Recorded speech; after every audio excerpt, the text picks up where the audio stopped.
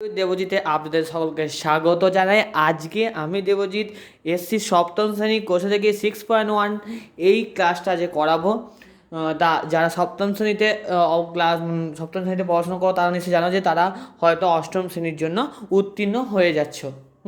তা বলে এই নয় যে তা তোমরা এই কিছু কিছু অঙ্ক চ্যাপ্টার জানবে না, কারণ এইগুলো না জানলে পরবর্তীকালে তোমরা যখন বীজগণিতে ঢুকবে তখন তোমরা বীজগণিত চলরাশি সম্পর্কে যে কনসেপ্ট সেটা তোমাদের তৈরি হবে না।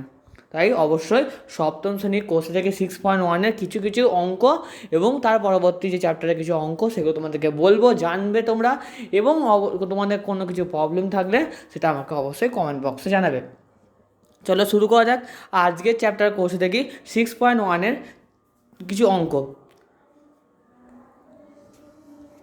দেখো, কোর্সে থেকে 6.1-এর যে অঙ্কগুলো আমি আজকে করাবো সেটা হচ্ছে রাশিমালা যে অঙ্কগুলো, অর্থাৎ 3-এর দাগে থেকে শুরু করব। 3-এর দাগে থেকে অঙ্ক আজকে শুরু হবে। তার আগের অঙ্কগুলো আমি অন্য একটা ভিডিওতে আমি তোমাদেরকে ক্লিয়ার করে দেবো, খুব সোজা অঙ্কগুলো। তাই আমি অন্য একটা ভিডিও ক্লিয়ার করে দেবো। আজকে একটু জটিল অঙ্কগুলো করার চেষ্টা করি। প্রথমে জানবো একপদী, দ্বিপদী, বহুপদী কী জিনিস, ঠিক আছে, এইগুলো আমরা জানবো। তাহলে একপদী, দ্বিপদী, ত্রিপদী এগুলো জানি। দেখো, প্রথমে দেখো এই যে 5x আছে, এই 5x-এ এটা হচ্ছে কটা পদ আছে বলতো? এখানে পদ আছে একটা, তাহলে এটা কত? এটা হচ্ছে একপদী। এটা হচ্ছে একপদী, ঠিক আছে। এটা হচ্ছে একপদীতে, বুঝতে পারলে, মানে একটি মাত্র পদ আছে, ঠিক আছে, এবং একে ভাঙতে হবে। তাহলে একে যদি ভাঙা হয় তাহলে কী বেরোবে? দেখো দেখো একটা 5 আসবে, আর কি আসবে? দেখো একটা নিজে 5x আসবে, আর কি আসবে? দেখো x আসবে, আর একটা কি আসবে? 1। তার মানে বুঝতে পারছো, এই যে সংখ্যাগুলো লিখলাম, ওই যে 5, 5x, মানে 5xকে তুমি কটা পার্টে তুমি লিখতে পারো, ক্লিয়ার করতে পারো না? 5xকে তুমি কটা পার্টে লিখতে পারো, এইভাবে ক্যালকুলেশনগুলো করবো, ঠিক আছে। মানে যে কোনো সংখ্যাকে তুমি কটা পার্টে লিখতে পারো, মানে কী কী তুমি মানে ওই সংখ্যা থেকে তুমি কী কী পাচ্ছ, এইগুলোকেই বলে উৎপাদক, তাই না? এইগুলোকে বলা হয় উৎপাদক। তাহলে বোঝা গেল যে এটা একপদী এবং এর উৎপাদকগুলো হচ্ছে, দেখো 5x-এর উৎপাদক 5 তো হবেই, এছাড়া 5x হবে, যেগুলো তুমি বুঝতে পারছো, যেগুলো তুমি মানে যেগুলো তুমি এই সংখ্যা থেকে পেতে পারো, এর থেকে বেশি কিছু তুমি পাবে না। এইটা হচ্ছে এর উৎপাদক, ঠিক আছে। 3 দাগের এ গেল। 3 দাগের বিটা করার চেষ্টা করি। কী আছে দেখো, 7 + 2x + x²। যদি একে ভাঙা হয়, একটা 7 পাবো, একটা পাবো 2x, আর একটা পাবো x²। 7 মানে কী পাবো বলতো? 7 মানে পাবো একটা পাবো 7, আর একটা কী পাবো? আর পাবো 1। 7কে ভাঙলে, এবার 2xকে ভাঙলে কী পাবো? দেখো 2xকে ভাঙলে 2x তো পাবোই, তার সঙ্গে কী পাবো? দেখো তার সঙ্গে পাবো x, তার সঙ্গে কী পাবো? দেখো তার সঙ্গে পাবো 2, আর কী পাবো? তার সঙ্গে পাবো দেখো 1। আর x²কে ভাঙলে কী পাবো? দেখো x²কে ভাঙলে পাবো একটা হচ্ছে x পাবো, একটা x² পাবো, আর একটা পাবো 1। এইটা হলো এর উৎপাদক। তাহলে এটা কি কটা পদ আছে বলতো? একটা পদ, দুটো পদ, তিনটে পদ। তাহলে কপদী এটা? এটা হবে ত্রিপদী।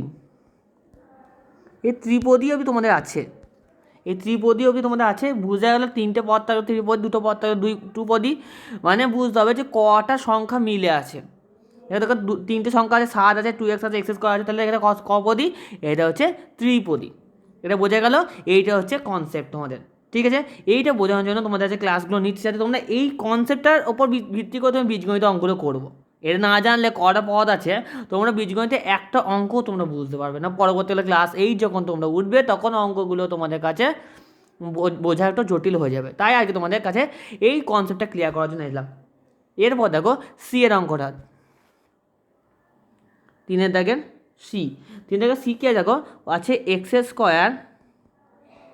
x + 1। বলতে হবে কপদী, কমেন্ট বক্সে জানাও। যারা জানো তারা কমেন্ট বক্সে জানাও। এটা হচ্ছে ত্রিপদী। কত পদী? ত্রিপদী। এটা হচ্ছে ত্রিপদী। তো ত্রিপদী সংখ্যাগুলো কী করে লিখবো দেখো,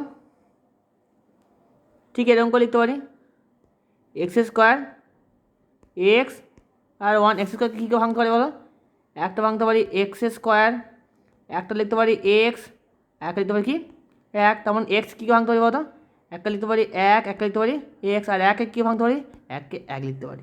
এটা হয়ে গেল আমার উত্তর। 3 থেকে সিও কমপ্লিট। 3 থেকে ডি বলে দিই, 3 থেকে ডি তোমরা করতে পারবে, দেখো 3 থেকে ডিটা খুব সোজা আছে। ডি কী আছে দেখো, 2x² প্লাস 7, বলো এটা কপদী, এটা হচ্ছে দ্বিপদী, তাহলে এটা দ্বিপদী সংখ্যা।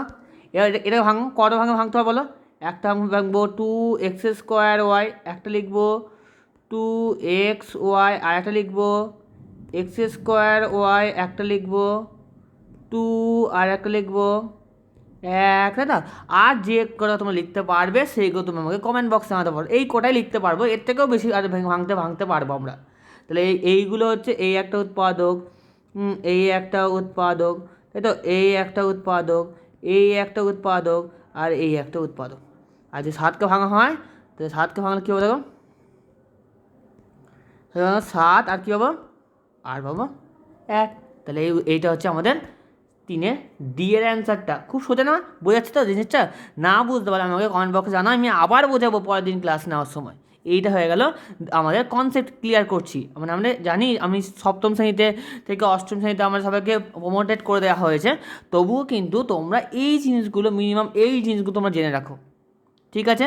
চলো তারপর দেখা যাক 3 ই কী আছে। 3 ই আছে, দেখো কী আছে, 2y³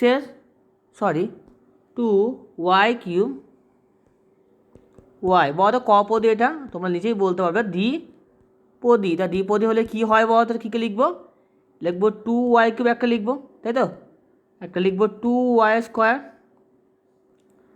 একটা লিখবো 2y, আর একটা লিখবো 2, এরকম লিখতে পারি। যদি এটাকে লেখা হয় তাহলে কী লিখবো, y, আর কি লিখবো 1। তাহলে এটা আমার উত্তর হয়ে গেল। দেখো উত্তরে কোনো কিছু না বুঝতে পারলে আমাকে জানাও তোমরা, এইটা আমার উত্তর। ঠিক আছে, এইভাবে আমি প্রত্যেকটা সংখ্যাকে ক্যালকুলেশন করে করে দেখতে পারি, ঠিক আছে? এইভাবে ভাগে অঙ্কগুলো তোমরা করো এবং আমাকে উত্তরগুলো আমার এই ইউটিউব চ্যানেলে তোমরা জানাতে পারো। চলো আজকের মতো এইটুকুনি ক্লাস, সপ্তম শ্রেণীর। পরের দিনকে তোমাদেরকে একটু অন্য রকমের অঙ্ক করানোর চেষ্টা করবো।